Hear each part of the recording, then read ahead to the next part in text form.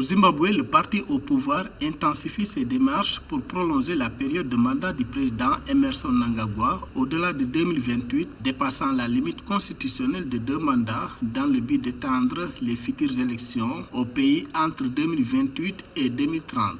Le 12 janvier 2025, le ZANU-PF, soutenu par le principal parti d'opposition, la Coalition des citoyens pour le changement, a décidé de reporter les élections en invoquant le besoin de concrétiser les projets de développement sous Mnangagwa. Cette action, selon le parti, serait une stratégie destinée à surmonter les entraves constitutionnelles pouvant empêcher un 3e mandat du président Mnangagwa.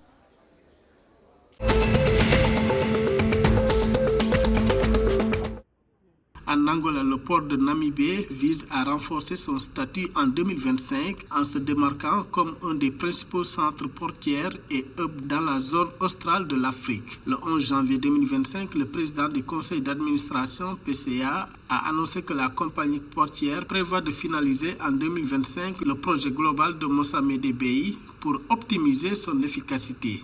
D'après le PCA, face à ces obstacles, le port de Namibé vise à se redéfinir comme un centre stratégique de compétitivité sur les plans régional et international.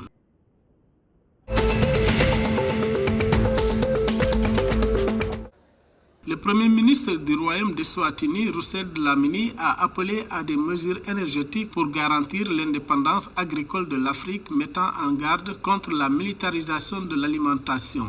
Déclaration faite le 11 janvier 2025 lors du sommet extraordinaire de l'Union africaine sur le programme détaillé pour le développement de l'agriculture africaine en Ouganda. Selon Roussel Dlamini, le continent doit protéger ses systèmes alimentaires des vulnérabilités extérieures tout en accélérant les efforts pour parvenir à la souveraineté alimentaire.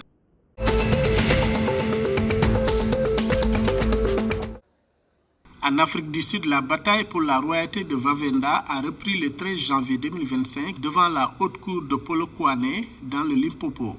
L'affaire ayant été fixée tout au cours de la semaine. La princesse Masindi Mfefu défie son oncle, l'ancien roi de Vavenda, le prince Tony Mfefu Ramabulana, pour le trône. La Cour suprême d'appel a déchu le prince de sa couronne et ordonné dans son arrêt le retrait du certificat de reconnaissance du prince. L'affaire a été reportée de 2024 à 2025 pour permettre au conseil juridique de la princesse Masindi Mfefu et de son oncle, le prince Mfefu Ramabulana, de se prononcer sur les preuves à contester.